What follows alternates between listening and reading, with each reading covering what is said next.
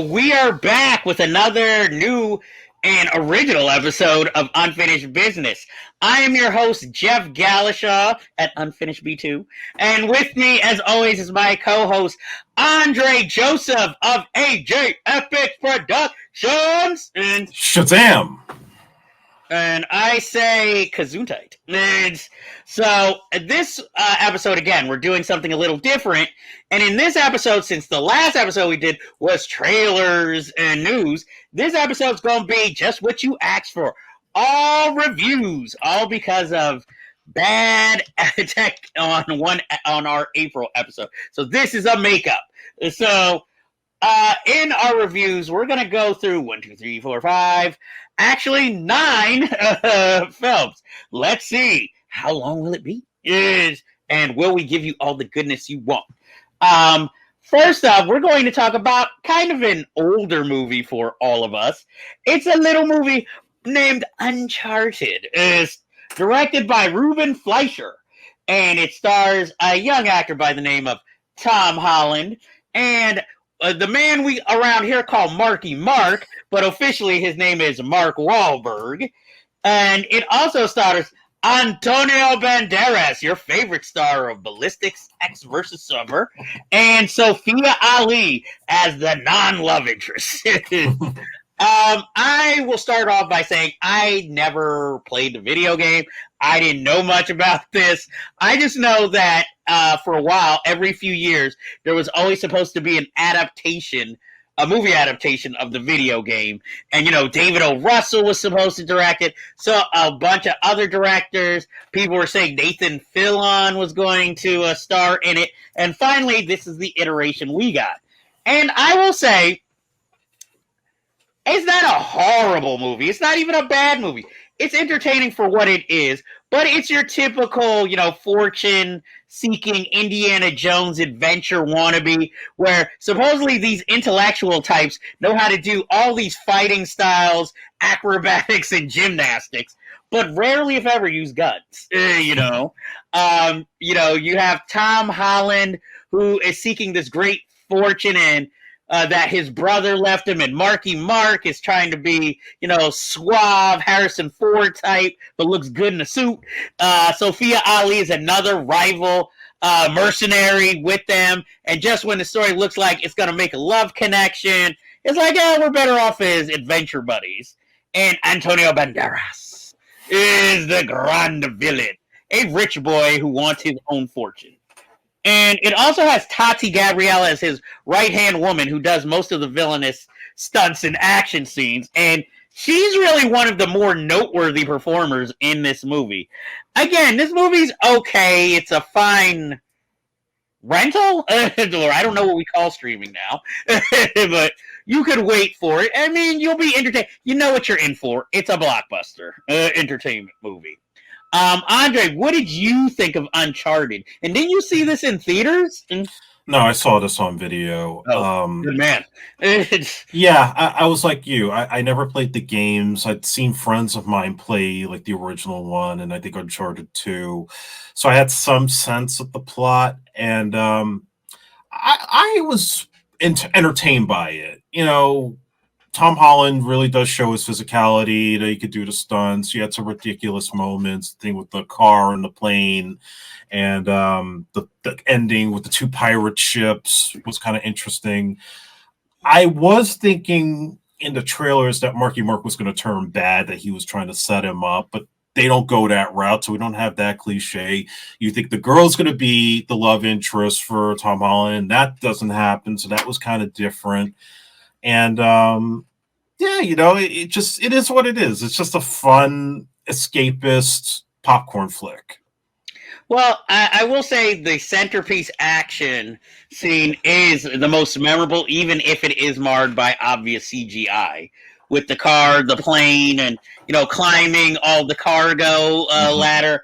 But it is impressive for what it is. And, you know, unfortunately, it also shows Marky Mark's getting a little long in tooth for these roles, you know. But like I said, it's perfectly fine entertainment. No one's going to look down on you if you know, like it. So I would have to say I give it a mild recommendation. Yeah, mild recommendation for me. Okay, so that is Uncharted, which I believe is on Netflix currently. And Yes. next we have Honk for Jesus, Save Your Soul, directed by Adama Evo and starring Regina Hall, the lovely, Sterling K. Brown, the chameleon, Nicole Bahari.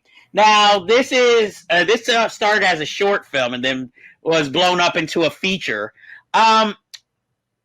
I feel like this movie should have stuck with its comedic roots because that was when it was working, where it seemed like it was a satire spoof of, mega churches and preachers. And then it goes into Red Hook Summer territory, the infamous Spike Lee movie, where everything's feeling good and positive, and then all of a sudden takes a left turn towards underage boys. And then it's like, now, how am I supposed to feel sorry for this character at this point? Who you've had me grow kind of used to, even though I will admit it's more Regina Hall's movie and what her character goes through. And at first, Sterling K. Brown, seems more of a caricature, and then this really drives it home, like dramatically, but it's also very disturbing. I mean, it is tackling something that is happening in a lot of churches, but still, it's sort of a little bit of a gut punch out of nowhere because we keep hearing about, this controversy or some kind of scandal that he was brought up in, but they keep making light of it. And since everybody still seems friendly towards him, it couldn't be that serious. Then when he's confronted with one of his victims, it's like, whoa, where the hell is this movie going? After you gave us a scene where they actually rap to Nuck If You Buck as religious people. I really wanted to like it, but it's like, again, Red Hook Summer, it's one of those almost, and then boom.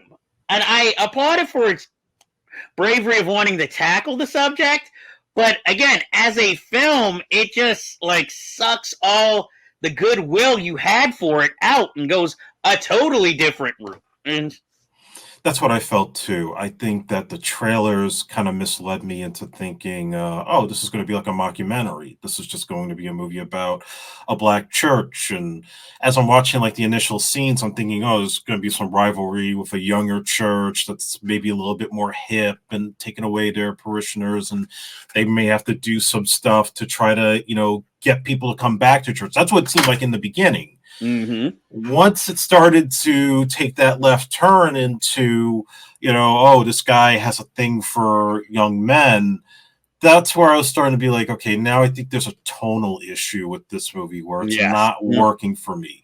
I think Sterling K. Brown was fantastic in the film, and I think Regina Hall was good. So acting-wise, there was no problem with that. And I liked the mockumentary style. But there was a tonal shift that made this movie feel very unbalanced. And that's the one thing that brought it down for me. I agree. But would you recommend it? I don't. And I really want to, but it's just that shift towards the end makes it difficult. It's not like, you would think maybe it would be like a Tyler Perry type of movie. And that's a very particular type of picture that appeals to a certain crowd. And I thought maybe this would be sort of the antithesis of that. It doesn't work enough for me to say I should, say other people should check this out. Okay, I agree with you, unfortunately. Yeah, because I really was had hope for this movie. But unfortunately, it just didn't quite make the grade. Again, it's one of those almost movies. Like, you were so close! No. It's like, why? I'd like to see a double feature of this with Red Hook Summer and see how the audience feels after. Oh, that'd be such an uncomfortable double feature. I'd be like, hey, this is called The Suffering. The Rapture. It's like, ooh, they'd be like, why'd you do that to me? Since we're kind of in a down period, let's talk about The Whale, directed by Darren Aronofsky and starring Brendan Fraser, Oscar winner Brendan Fraser, Sadie Sink, Hong Chow. I did not mean it to sound like that. It's Ty Simpkins, and surprisingly, Samantha Morton comes through in this movie. The Whale. I'll let you talk about it first, then I'll chime in with my thoughts on it. The Whale, to me, is a character study. It's not really a film that has a real premise, right? Mm-hmm. You have this obese college professor sitting behind a Zoom screen with his students, and he doesn't go out any place. This guy screwed up his life. He had an affair with a gay man because he happens to be, I guess he's bisexual, and strained relationship with the daughter. I kind of like the fact that it's all set in this one room that he cannot get out of.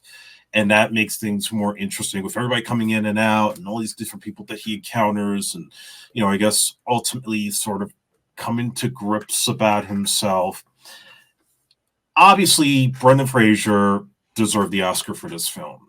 It is a heartbreaking performance. That moment when he stuffs himself with all the food, I got uncomfortable. I mean, there was a gratuitous thing with the shower, which I don't think you needed, but him stuffing like the pizza, downing the soda, that was heartbreaking and just tough to get through. But the way that character revolves throughout the story and the difficult relationship with the daughter as that evolves towards the end, maybe it's a little fantastical with the last scene, but I felt everything about it was worth him getting that Oscar, and I'm glad he's getting that comeback. I don't think it's Aronofsky's best film. I prefer The Wrestler and Black Swan for my own personal taste, but as a tour de force to bring Brendan Fraser back, I thought it was fine. I liked the movie. I don't think I liked it or loved it as much as a lot of people who watch this movie. I agree it's not Darren Aronofsky's best because, I feel like this was more of a challenge for him because since he's such more of a visual director that, he had to tone it down and more be visual, like, again, with the story and the acting. I think Brendan Fraser was really good. I think he's a good actor. I felt like it also played off of what we know about him of being a nice guy, since his character is like willing to do so much just to spend even a little bit of time with his daughter who treats him like shit. And understandable why she's angry. But, I'm not saying he doesn't deserve the Oscar. I thought it was a good performance. But again, the film didn't grab me as much as I think it wanted to, or as much as it grabbed other people. What I like he's in this cage of this room, and we do get to see other rooms in the house, but obviously they're not their characters and they're not with him. It was interesting having that kind of other character coming into the situation, the one who's run away and is there and gets himself involved. And then towards the end, after you think his mind has been opened by this experience, basically falling back into his original religious beliefs that seem kind of cultish a little more. I thought that was an interesting angle. I mean, you knew the daughter's transformation was going to happen eventually, even though it's not your typical one, but it's a hard fought one. But I think one of the problems is that her character is so one note throughout. Yeah. Once this, you never really see that change. It's just like all of a sudden the script says, okay, now, and that's where the character goes. I thought Hong Chau's character was very interesting. How she plays into all of this.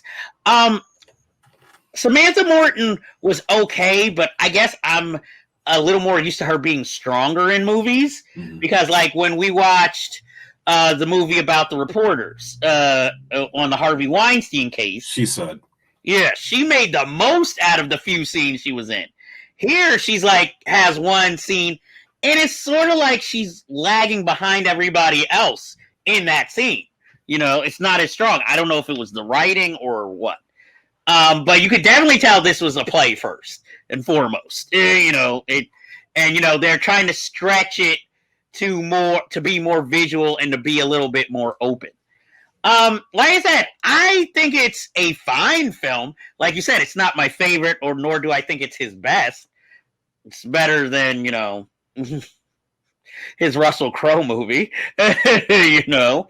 Um, but I think it's an achievement for him, and I hope he keeps putting out interesting work like this. And so I would definitely recommend it. I'm not going to strongly recommend it, but I recommend it. And yeah, I recommend it for Frasier. exactly, it's more, it's a good, well put together film, but he's the main reason to watch this movie. And so next, since unfortunately we're talking about sad stories, we're going to go on to I Want to Dance with Somebody, the Whitney Houston biofilm, directed by Kazi Lemons, starring Naomi Ackie, Stanley Tucci, Ashton Sanders, Tamara Tooney, Clark E. Peters. Look, I'll admit, when I first saw the trailer for this, I thought this was going to be the Clive Davis version of the story, and that had me worried, so I already wasn't like, oh, this ain't going to be great. And then, for some odd reason in the trailer, I don't know if they wanted to surprise the audience or what, but they showed a part of her doing the Star Spangled Banner, but she's doing it unemotional. So that turned, I know, a lot of audience members who might have been interested at first off. But then in the movie, she does it just as dramatically as as Whitney Houston did it in real life. And I hate to say it, I expected to really not like this movie. I'm not saying it's great, but it's passable. And, go ahead. So yeah, obviously I'm never big on like these biopics because, nor am I. With the exception of Ray, that I don't think they ever fully encapsulate the life of these icons that we've grown up on. Now, I'll start with the good about this movie, that there were moments I thought Naomi Ackie was very good in the film, especially the Star Spangled Banner moment where I did really feel like she was Whitney Houston at that moment. Ending the film not with the tragedy of her death, but going back to what they consider to be one of her greatest performances, which I think was at the BET Awards or the Soldier. It was one of the award shows that she did in '94 when she was really at her height. To end it on a high note, I thought was maybe the traditional way, or not traditional way, but just the nice way to go out than to end it on that sour note. Stanley Tucci was dead on Clive Davis, and I did not know Clive Davis was bisexual until I saw this movie, so that was kind of a shock for me. And I liked Tamara Tooney as Sissy Houston, even though I thought they played her up too nice, because Sissy was a little bit more aggressive, a little bit more tougher in real life. So you have that, recreating some of the music videos, using her songs, not overdubs with a different singer. I think there's going to be that debate too, but you cannot replicate that voice. It's impossible. There's only one Whitney Houston, simple as that. So those are the good things. Now, the things I didn't like. They really made Bobby Brown look a bad guy. And I know it's a total contrast from that BET movie that they did on him, but it's like, come on, guys. They had a pretty long marriage, regardless of how things ended. There was a reason they stuck together. And the fact that they really, they cast Ashton Andrews, you really had to make him like a full-blown thug, I thought was maybe a little bit uncalled for. I think that was the estate and how they really feel about him. And again, this the same issue with just trying to encapsulate everything. There wasn't anything new that we really learned about her. We all knew about Rob, and we all knew about the drugs, and Clive Davis trying to get her to go clean, and she went to rehab, but she still relapsed. We all knew that stuff. So other than maybe some things with the father, there wasn't a lot that they were giving us. And I even thought the scene when the father's in the hospital and that sinister turn where he's threatening to sue her was way over the top. That I know where they were lifting that from, but it just seemed like you could have handled this a little bit differently. I think if you just played out where he was being fatherly in one moment, and next thing you just see him on TV and he's flipping out, that would have had more impact than trying to go over the top in that dramatic moment. But that, I think that's not the fault of the director. It's clearly the screenwriters who did that. I think it was just average as a biopic. I don't think it raised to the level of being like this magnificent thing. And that makes me worry for the Michael Jackson doc, because I feel like it's going to be the same situation. It's the same writer. So you may end up in a similar situation where you take a great icon, you're going to squish this down to like a 2.5 hour biopic, and you're not going to get the full story. Well, okay, when it comes to this movie, wigs were horrible. Yeah, the wigs were pretty bad.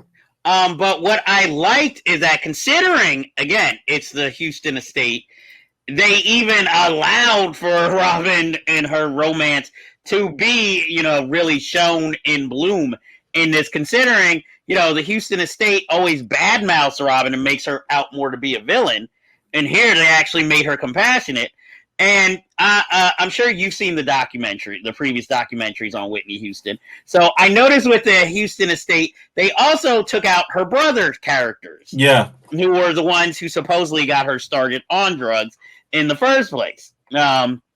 And they didn't get into that accusation about Dionne Warwick's sister molesting her as a kid. I could see, since they want to try and kind of make this partially happy, why they would leave at least that out. But like you said, the whole sissy Houston being so supportive and nice was just like, you're rolling your eyes a little bit. And then, okay, of course, since it's the Houston estate, they're going to villainize the father. Like he was totally unrepentant, throughout the whole movie. Cheating, business, all he cares about is money. I like that it wasn't a caricature where, like, every scene she's going to be seeing smoking crack or doing cocaine. You only see it on a few occasions. You never actually see her do it, but you always see this, like, white blonde dealer just come out of nowhere to give her these drugs. But what I came away with, or what I even through this film, but also in all the stories, it always just seems like Whitney Houston, she was a person who had too much pressure on herself. Yeah. And she never got to be herself because she always had to be something for somebody. And I think all she really strived to be was just to be herself. And that was where the drugs came in, because that was the only thing that would actually relieve the pressure. Because obviously they didn't go into, like, when she got her own production company and Bobby wasn't happy unless he was made the co-head of it, and I feel like by the end she had lost that confidence because she was getting older. She was starting to lose her voice. And that was why she was afraid to perform without doing drugs. And that's why in, like, the next to last scene, you see the dealer come, and then she gives this great performance on the stage at the pre-Grammy parties. And then you're informed about, her passing and all that. I thought that was a better way than, over-dramatizing it and, like, seeing her get discovered in the hotel room, and then them trying to bring her back to life and her dying, and then do what I will call, like, what they did with Malcolm X, and then showing everybody all over the world mourning her. That would have been too much. But I think there was one missed opportunity here with this film. And so one thing that I liked, particularly in the beginning, when she first signs with Arista, is when she's going for all the demos and picking out the songs, and some are not working. And so you hear the original versions of those songs before she started to record them, right? Mm-hmm. And of course, the film does deal with the fact that her music became so mainstream that the Black audiences rejected her. I think there was this missed opportunity where you could have shown more of the making of that first album, which I think is just as interesting as anything else.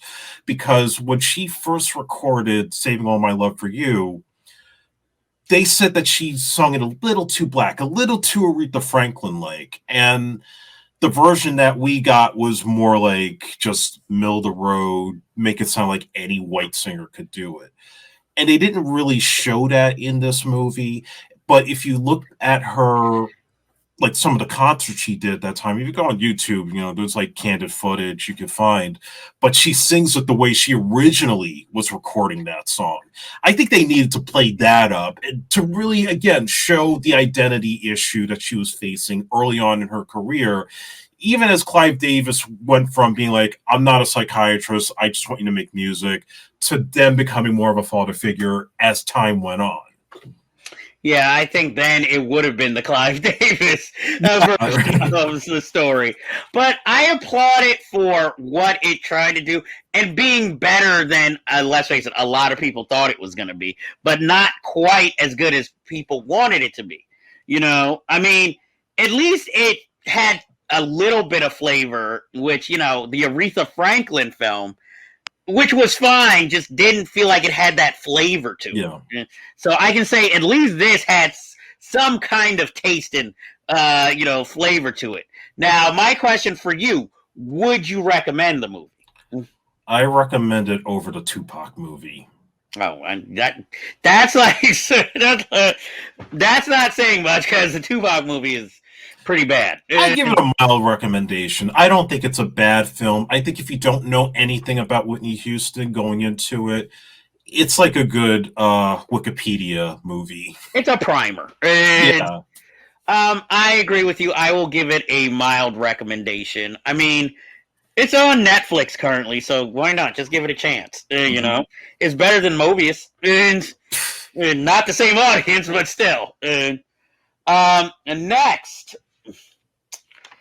we got one of my favorite movies. Well, not one of my favorite movies of all time, but one of my favorite movies that we will be reviewing today. We are talking about Scream 6, directed by Matt Bettinelli, Open, and Tyler Gillette, also known as Radio Silence. And this film, now set in New York, brings the survivors of Part 5. Somehow they all end up in New York together. Some in college, some working jobs. Gail just happens to be working as a reporter in New York. This movie is an improvement over 5. Yeah. But here's my problem with Part 6. Scream, look, I understand, yes, Scream 3, yeah. But those first 3 movies, even though, they got bigger as they went along, at least felt plausible. Part 3 was the only time where you really felt like, okay, now it's getting ridiculous. The problem is, even though I like Scream 4, 5 I didn't love, but I'm not going to say it was a piece of shit, is that by Part 6, it has now gotten out of a certain reality that you can't believe. Like, everything is movie-ish at this point. And that is the problem with the franchise. Like, I like that the franchise keeps going because I like the Scream franchise. But at this point, it's become a franchise, so you can't really feel anything. It feels plastic. But having said that, I thought that this one was entertaining, inventive, a little more inventive. Even though probably some exteriors were filmed in New York, it's not New York. It's way too clean. And no character comes off as a New Yorker. Even the supposed New Yorkers in this movie. Like, her love interest. It's like, that's not a New York dude. And he just happens to have a ladder. to stretch to the other window. Can we say spoilers or should we not? It's coming on video. I think we can get into spoilers. Okay. Basically, what bothered me with this film, everybody who survived Part 5 survives Part 6. Yes. That was bullshit. That was my problem. Even characters who looked... Jenna Ortega's love interest in this one, all of a sudden, suffers the same fate he suffered in 5. He got stabbed up more than Edward James Olmos at the end of American Me. Spoiler alert. But come on. He survives that shit? At this point, he's the Dewey of this series. Because there is no way he keeps coming back from all these stabbings. And it's just like, hey, how you doing? I got full mobility. If he is not in a wheelchair in the next movie, I call bullshit. the killers are a little obvious, somewhat. Well, okay, I was able to predict Dermot Mulroney, but it was nice. It turned out the other two, you know. I knew it was Dermot Mulroney because why else is he in this movie? Well, could you imagine the other two in a bodega with a shotgun? At least they finally used a gun in one of these movies. Oh, and that is not a New York bodega. Yeah. I was like, Canada! I was like, okay, where's the moose jerky? You know? Also, there's no way, well, again, this is where it gets into the movie. That bodega is so small, there is no way they would have really survived and gotten out in that such small space. Which also makes me wonder, why doesn't, I guess since they're all different killers, none of these killers are like, want to make it easy and just take out an Uzi and just, okay, get away, or set it in the Midwest. They can all have AR-15s, you know. I will say, the opening kill was a little unexpected. And, yeah, I like the opening kill here. And this film is definitely more gorier than any of the other ones. You know, so I give it respect for that. And I will admit, all throughout the film, it's entertaining and it's a fun. It's like a roller coaster. It's a fun ride. But like I said, it's, you know, should I be judging this against other Scream movies, or should I be judging this on its own merits at this point? You know, I feel like both. Like I said, it's better than 5 and 3. But also, now they're doing this thing where we're going to keep bringing back characters who might have been dead in other movies and resurrect these characters and just say, oh, I was in the hospital for a while, but I'm good. Yeah. You know, like, you know, Hayden Panettiere, I have nothing against her. She's okay, even though in the third act, you know, it's not her fault, but the storyline gets weird, you know. And now I'm hearing like Drew Barrymore wants to come back, and Parker, and there is no way Drew Barrymore can come back as the same character. We literally hanging out. Exactly. So I'm like, come on, Drew. I'll even go with the Twin Peaks Laura Palmer. I'm her twin cousin, at least, but not the same original character. And Parker Posey again. You've been in a coma for a long time if you come back as the same character, even though she's one of the few things I like in part 3.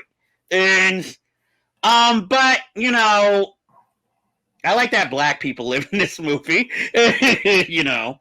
But again, the whole Jenna Ortega, this guy, you know, all of a sudden they're like, yeah, that felt, and I'm sorry, Jenna Ortega still looks all of 15, 16. So her being a college student who has sex is like kind of disturbing watching this. I agree with that 100%. And okay, how I look, I like Skeet Ulrich coming back, but is he always going to be like haunting her, like kill, you know, like kill.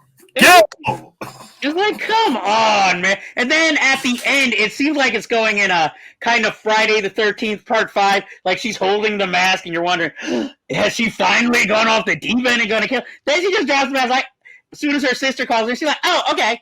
That's going to be the recurring thing if they keep going. I actually hope not. I hate to say it.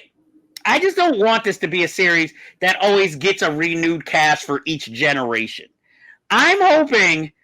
And I say this with a heavy heart, because if not, it's going to end up as the Saw series. You know, a shadow of its former self. I think maybe the next one should be the last one. And maybe. But I will give this more of a recommendation than part 5. It is enjoyable for what it is. But, you know, I am a, like, super fan of Scream. So, of course, I'm going to be a little bit nitpicky when it comes to this film. What did you think? Anything to add to?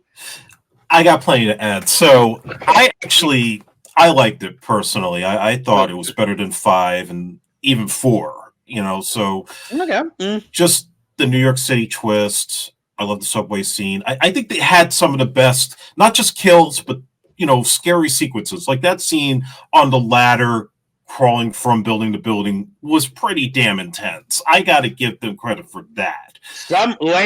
So Emilio Estevez would probably not agree. He's like, "Oh, nobody saw Judgment Night all of a sudden." Yeah, they probably stole from that, along with all of Friday the 13th Part 8 and Jurassic Park. They stole from everything.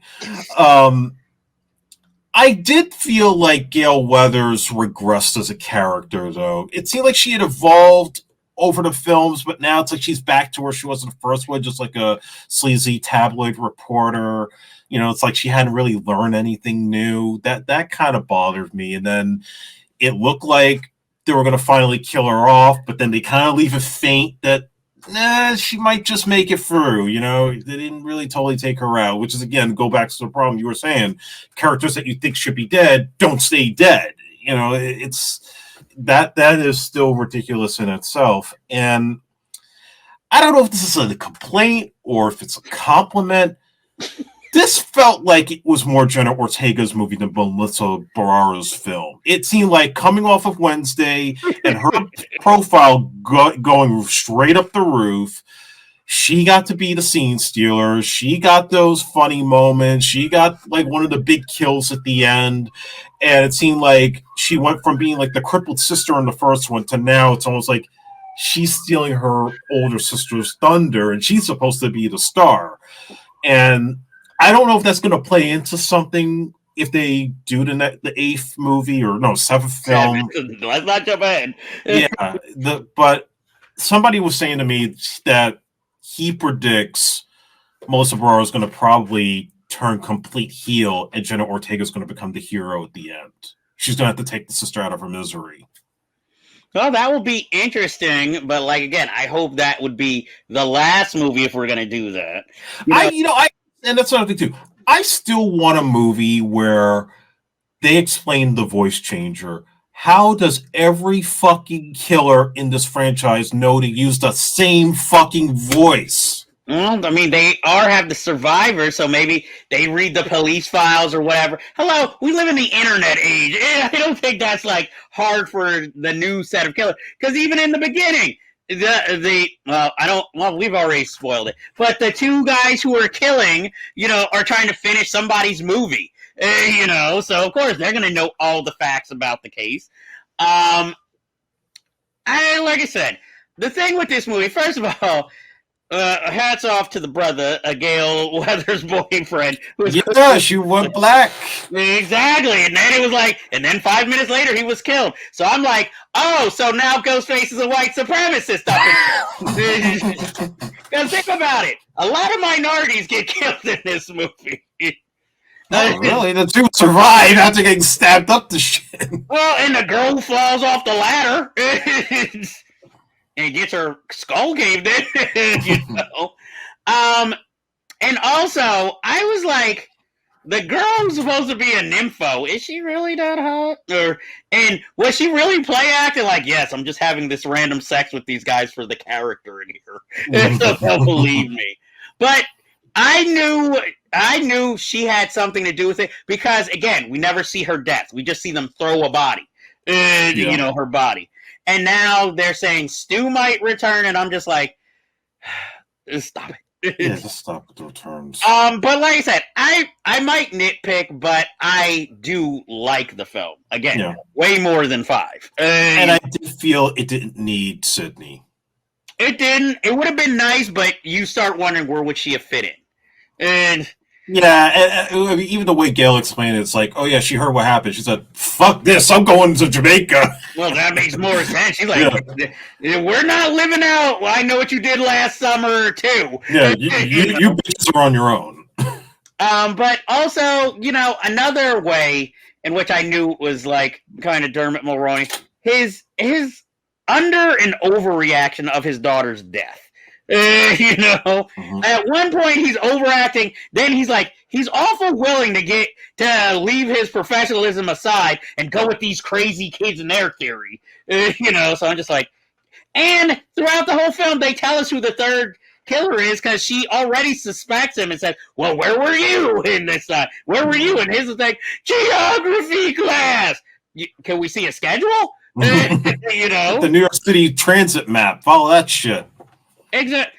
And then the train sequence was inventive, but I know New Yorkers are cold, but they ain't that fucking cold. No, and they pull out their phones, start recording. Give me a break. But like I said, I would give it a recommendation. Oh, and by the way, Halloween on a subway is far worse than what they showed in that film. Oh yes. But like I said, I enjoyed it. I would recommend it, and that's from a Scream fan. What about you? I recommend it as a Scream film and just as a horror movie in general. I agree, and like I said, I think they pumped some batteries into it because, like I said, it moves faster, even though it's a little over 2 hours, and it's a much more gorier. And I won't say it's a better mystery, though, but you know, no. Like I said, the twist was a little weak, but the entertainment value makes up for it.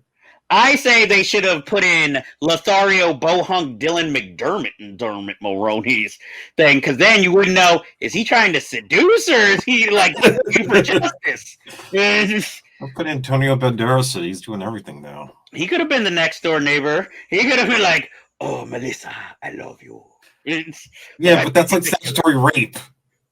Hey, she's not that young. I can see if we were talking about Jenna Ortega, but I'm like, yeah. Melissa is at least mid-20s, late 20s. So, I can't wait to see her in more different roles, though. You know, instead of this conflicted part serial killer, part heroine thing. And I'm like, I can see why they'd want to bring Stu back, because if you're going to keep bringing Skeet Ulrich back, why not Stu? But please, as a ghost or something, not like literal. Stu survived. You know, like, come on. Well, in keeping with this horror film theme, we go to the action horror movie Renfield, directed by Chris McKay and starring Nicholas Hoult, Nicolas Cage, Awkwafina, Ben Schwartz, Adrian Martinez, and Sharaha Agdashulu, who once was nominated for an Oscar. Yes. This movie deals with Renfield, Dracula's pretty much slave, in modern day times, having to bring, I guess, victims to his master to feed off of so he can go back to his former glory, but then realizing he's in a abusive relationship and trying to get out of it. And once he manages to, starts a romance, tries to live his life, but his master just can't let him go. The story is by Robert Kirkman, who is a well-known special effects artist, though he did not write the screenplay. I'll let you start off on Renfield. I was shocked that it was actually partially an action film. You know, I thought the whole way through it was just going to be like, not a parody, but just an all-out like horror comedy, you know, and just Nicolas Cage just throwing Renfield around to get him his fruits, you know, so he could survive and could become more powerful. That's what the trailer seemed like to me. Okay. I think this movie should have been done by Edgar Wright. I think he could have really done up the premise a little more. He could have really, I think Nicolas Cage was good, but I was expecting a little more humor out of him. And there were some moments he had it, and other times I think you played it too straight for me. I don't know. Just maybe that's just me. But okay. I thought he was fine. I thought Nicholas Hoult was fine. Awkwafina worked for what she was doing. And yeah, you know, I honestly, I didn't even think that Dracula was going to be a bad guy, to be honest. Once you got the drug dealers involved and you had Ben Schwartz, I thought maybe that there was just going to be like that conflict and that was that. But no, he ends up teaming up with the drug dealers because he's all after Renfield and, you know, wants revenge. I liked it. I can't say that I loved the movie. I love the creativity, especially in the beginning, the flashbacks showing like the Universal monsters of the, you know, of that old silent era. I thought that stuff was cool, how they recreated those scenes. But yeah, I mean, I probably could have waited for this on streaming, but I can't say that I hated it. I thought it was kind of in the middle. I liked Nicolas Cage's performance, especially like in the scenes when he goes to Renfield's new apartment, and it's just like, oh, really? Tell me more. I like that type of stuff. I wish there had been more humor like that in the film. I like that he was more channeling the Bela Lugosi Dracula and not the well-dressed Gary Oldman Dracula or the romantic Dracula. I thought it played very well with like abusive relationships and like literally emotional vampires and all that. But I will admit, the mob stuff feels kind of thrown in to modernize it. And Awkwafina, it was nice to see her in, I mean, it's a comedy, but she's more playing a serious character here. So it's nice to see her in that mode. But, you know, I mean, of course, it helps sell the film. And basically, it kind of goes against therapy because whole thing of therapy is you have to learn to be on your own and not be in a couple. And it's like, oh, I'm only cured because I found somebody I like, you know. But I enjoyed it for what it was.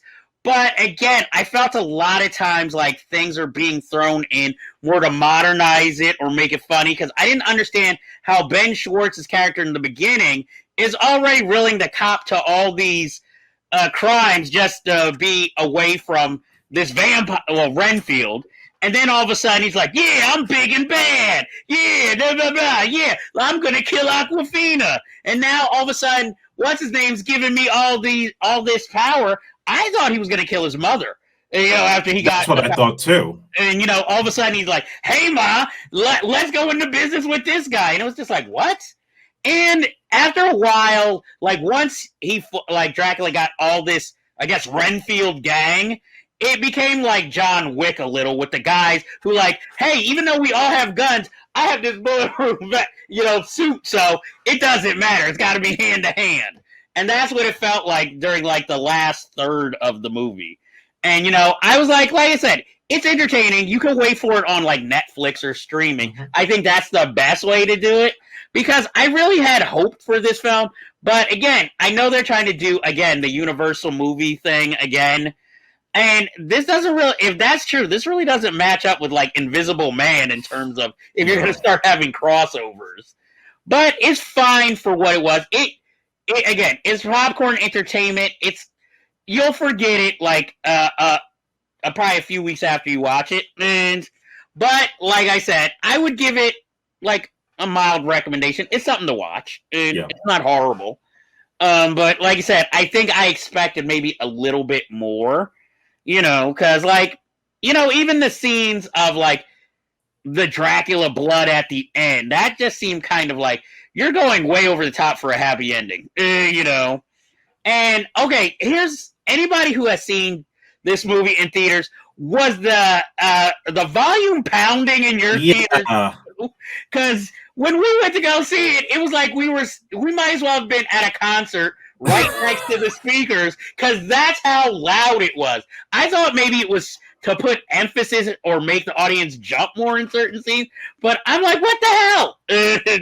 Yeah, like I almost went deaf watching it. I don't know if it was the theater or if it was the movie itself. Yeah, so that's my biggest complaint about it. But, you know, like I said, go see it. It's not horrible. It's not bad, you know, but, you know, it's not as memorable as I think the filmmakers and studios were hoping it was going to be. You know, I think they wanted like something along the lines of a more mainstream Vampire's Kiss, and this is not it. No, that's not it. Next, we have The Boston Strangler, or Boston Strangler, written and directed by Matt Ruskin, starring Keira Knightley, Carrie Coon, Chris Cooper, Alessandro Nivola, Rory Cochrane, David Dastmalchian, and Robert John Burke. Yeah. I have not liked a Boston Strangler movie, that the few that they have made ever. And this just kind of feels like its own lost episode of the show Mindhunter that David Fincher runs, because it has that same kind of darkness to it, the way it's filmed, the revelations. But even though they keep saying it stars Keira Knightley and Carrie Coon, it focuses a lot more on Keira Knightley's character.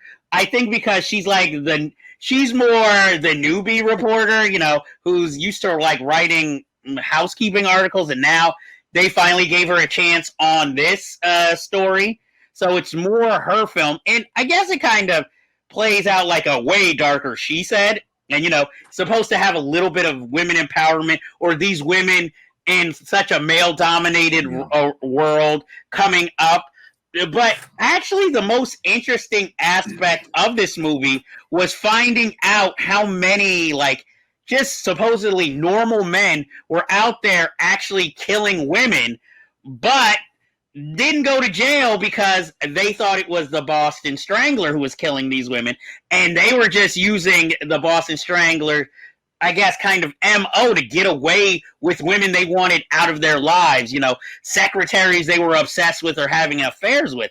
That was really the scariest aspect of the movie. And also it shows, I guess, America coming out of that 1950s cookie cutter period and realizing, oh my God, they're like depraved men, people we think are normal, who are actually out here killing people. And so it's kind of, I would say it would be a loss of innocence, but since everything from the beginning is so dark in this movie, you can hardly tell the transition. You know, you'd have to read more into it. It's okay. That's what I came away with. How did you feel about the movie? Yeah, I thought it was just fine. It reminded me of Zodiac, that same kind of vibe that Fincher gave to that.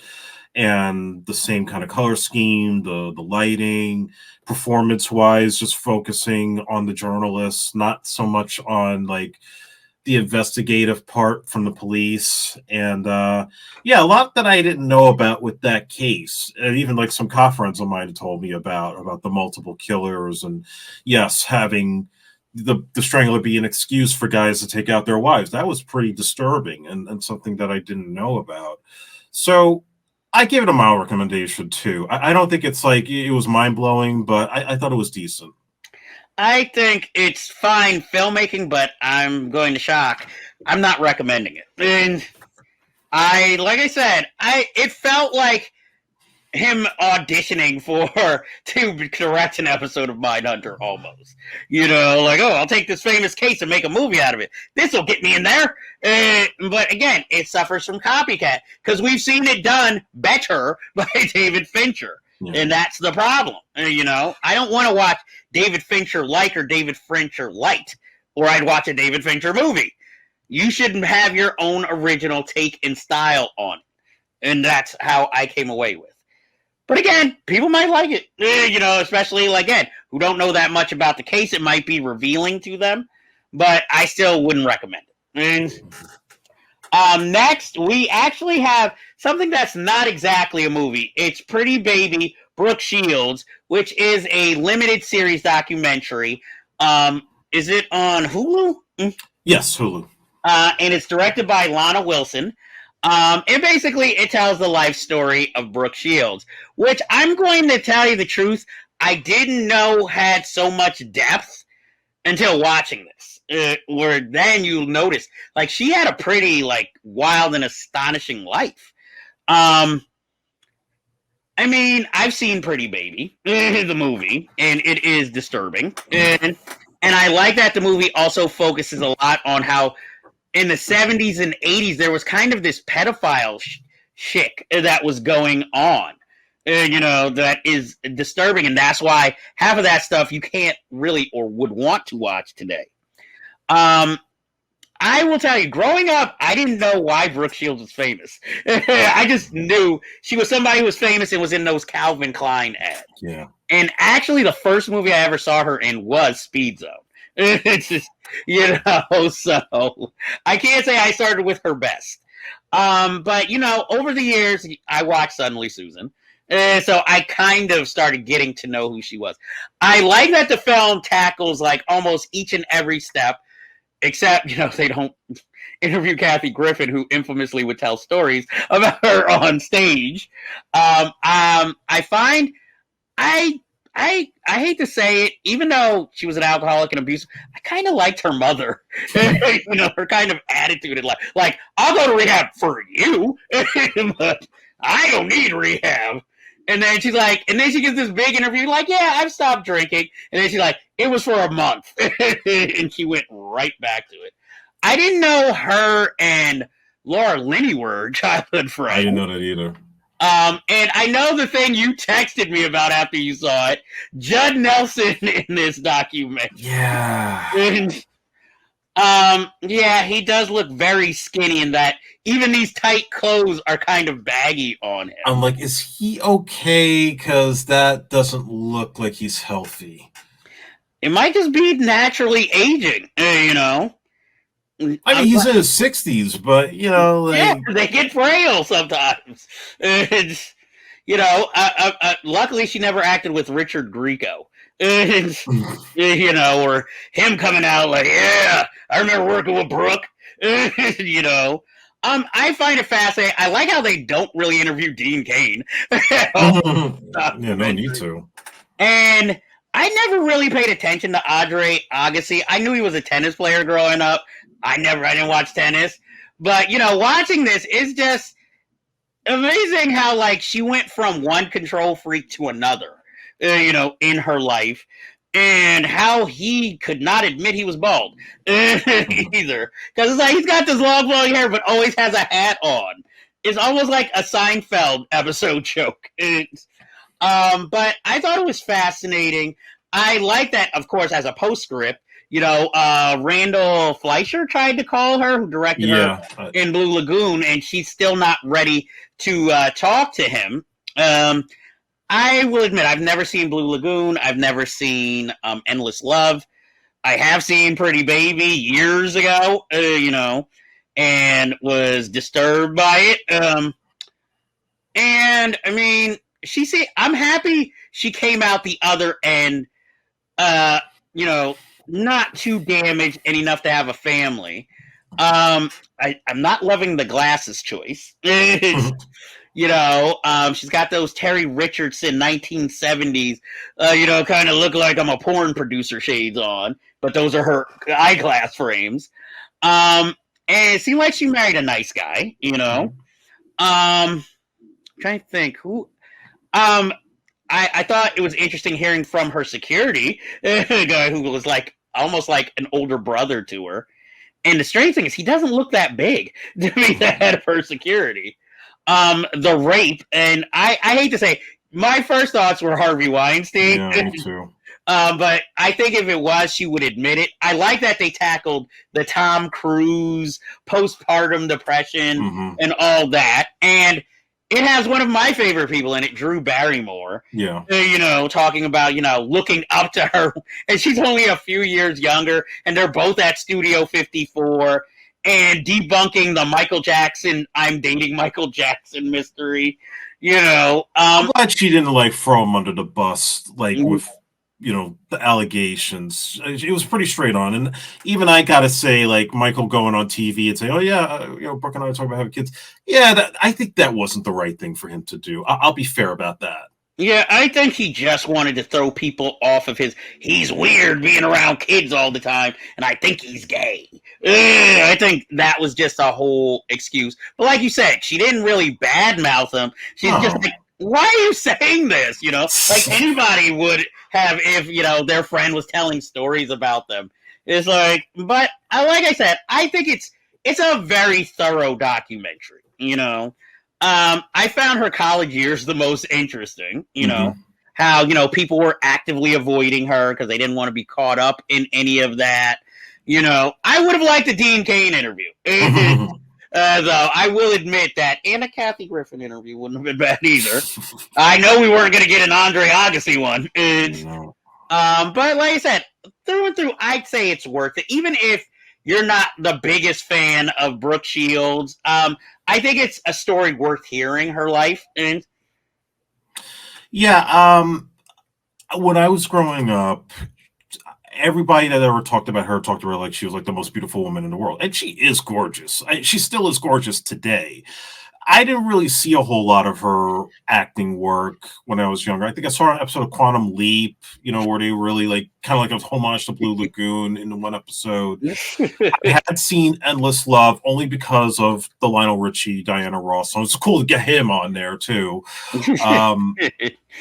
And I remember when Silly Susan was on. I remember all that stuff. I was shocked they didn't talk about Brenda Starr. That was supposed to be like her comeback movie, and then there's no reason they didn't talk about legal reasons. Yeah, they couldn't put that out.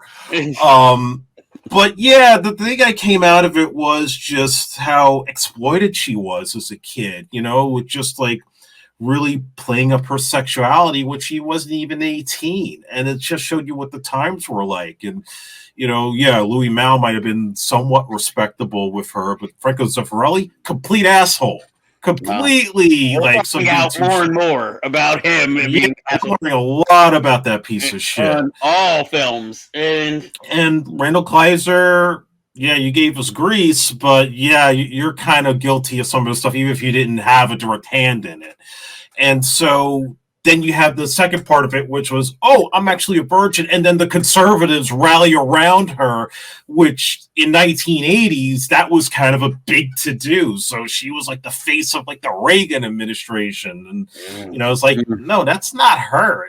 She was basically, like we were talking about with Whitney Houston, everybody was controlling this girl until really college is when she found herself, when she realized, oh, I'm not the Blue Lagoon, Endless Love girl. I could do comedy. I could do a straight drama. I just watched her in a movie the other day with Richard Thomas, where she's playing this woman being stalked by Richard Thomas at her job, and then the guy goes crazy. He tries to shoot up his whole job because he can't get with her. And it's based on a true story. But that was showing how she was shifting away from the kid stuff and becoming more like an adult regular actor, not a superstar that everybody was trying to make her out to be.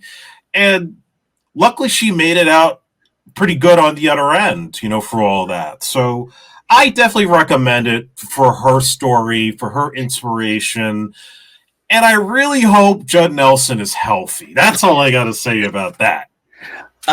Well, it got me thinking, now I got to get started on my Drew Barrymore documentary, because it's basically a story of a child star who survived but still has scars. And that's what I came away with this. And unfortunately, I know they can't talk about all her roles. I would have liked her to talk about Freaked, her role in that, even though it's so small. But I would definitely recommend this documentary. And they should have talked about The Muppets Take Manhattan. I even forgot she was in it. Yeah, I forgot until I saw the clip. I kind of want to hunt down a copy of her book that she wrote in college that she had no real input into, and I kind of want to find the Brooke Shields, just a makeover doll where you could just style. You can get that on eBay. I just shared it with Sylvia. Oh, okay, and not even the body; it's just a head. Yeah, it's like, well, I think everybody should have that. You should give that to anybody who wants to do makeup. Here you go. You could make a mint just selling your own brand of those to cosmetology schools. So, and now we reach our final review. John Wick, Chapter 4, directed by Chad Stahelski. Yes, Chad Stahelski. And you know who it stars. It's Keanu. With Lawrence Fishburne, Ian McShane, Bill Skarsgård, Donnie Yen, Lance Reddick, Clancy Brown, Rina Soyama, Scott Adkins, and Natalia Tina. This is an epic movie, literally. He's going to different countries, fighting all these different bosses, and it feels like a video game because each stage is like a new boss, but you also have some old survivors from that old stage coming back either against you or with you. And I really admired that about the film. But I mean, if you're gonna go out big. My only thing I didn't like is that, I guess this is typical of most movies, you go through all these big bosses to face a wimp. You know? Yeah, he's evil, but he has everybody else do his dirty work. The thing that shocked me more were kind of his enemies' allies, Donnie Yen. And I'm sorry, I don't know the actor's name, but plays kind of the mercenary with the dog. And Yeah. I thought his character was surprising because he just comes out of nowhere into this story. You know, you don't know friend or foe.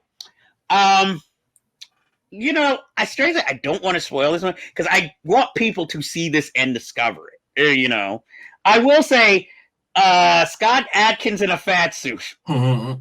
Don't know why they made that choice, but I kind of like it. Yeah, it kind of worked. Natalia Tina. I want more of her character. And that bar bouncer who just keeps repeating the same line no matter what. My name is Sven, or something like that. You know, that's that kind of weird touch that I enjoy in the movie. Let's face it, this is like Daredevil. There's no way Keanu would be walking by the end of this movie. As many times as he's hit by a car, hit in the head, falls downstairs. I don't care what type of suit you have on. There is no way he is going to be walking by the end of this film. You know, to be in this duel. You know, let's face it, whenever he's not on screen, they give Donnie Yen most of the action. You know, and obviously they plan a spinoff because we get that after the credit sequence that I'm holding my pee during, you know, just to see. And, you know, you get little hints of, like, obviously ballerina to come because, you know, you have that school with the horses, like you had the school run by Angelica Houston in part 3. But yeah, I highly recommend this movie. I think it's best to be seen on a big screen if you can. You know, see it in theaters before it leaves theaters. But I give it a high recommendation. What did you think of John Wick Chapter 4? I not only highly recommend it, I think it might be the best one. I know it's going way far from the beginning. Oh, yes. Him avenging his dog, and it was kind of a straight narrative that wasn't as crazy as it would get in the later movies, but this was just fun through and through. Now, I did kind of drift off a little bit with the Scott Adkins fight, I will say that.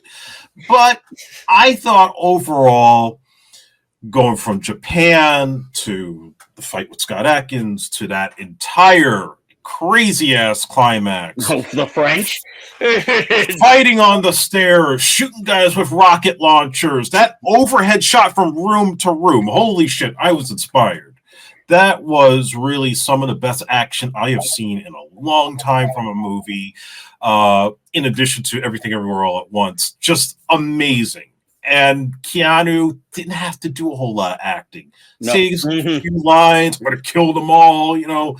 Just let Keanu be Keanu. That's all that mattered. You were invested in that character, and you just enjoyed the ride, and it was incredible. And Donnie Yen, perfect kind of doppelganger to have against him as sort of like his real equal, not Common or anybody else he ever faced before, not Mark DeCoscos or any of those guys. No, Donnie Yen, a legend in Hong Kong cinema.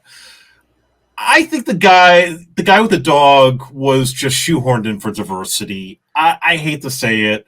I think they just threw him in there because they just wanted a black assassin and everybody else was Asian or, you know, some other race. He kind of got on my nerves a little bit, you know, and I don't even think he really had a big payoff. It was just more like a turnaround type of deal with him. But other than that, you know, yeah, was it a little bit of a weak ending? Maybe just a tiny bit, not too much.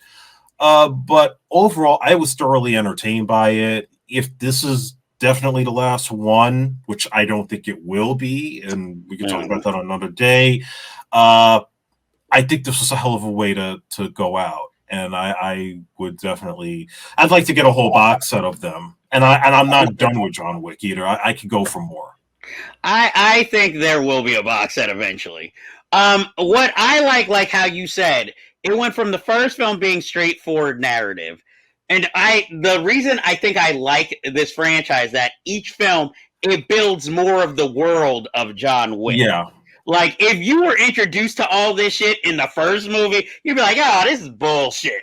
But the fact that it started small, then it exposed more, then it exposed more, and then finally in this epic, it like tries to explain more, but we still have the Continental to show the beginnings. And I enjoy that. That's why, unfortunately, I had seen Taken 3 recently, and that was the problem with that film. It was the same movie over and over, except maybe different characters die. But with this, each film has a distinction. It has its own kind of, same things happen, but it has a different feeling in each film. And that is why I love this franchise. But unlike you, I mean, ideally I would like more, but I feel like, again, it'll be like Scream, whereas if there's more, it's going to be overkill. So I think it ends perfectly here, but I'm sure it made enough money that they're going to be like, let's do 5. But I'm hoping if they do 5, only do it if it's worthwhile, or somehow, again, maybe in this mythology like Star Wars, it ties into everything to like be an ending for everything, you know, like what they start in the Continental or Ballerina. But we'll see. But like I said, I think that's a big, definitely highly recommend. Go out. If you still collect DVDs and Blu-rays, get it on that, you know. So that is actually our whole show, our review show. So that ends this week's business, but as you know, we always have unfinished business. And I have to ask you,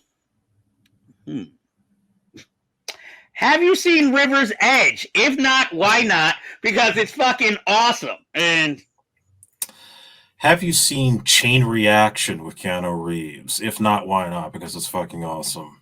I might not agree with that, but that's another conversation for a different day. So we bid you all adieu for this week.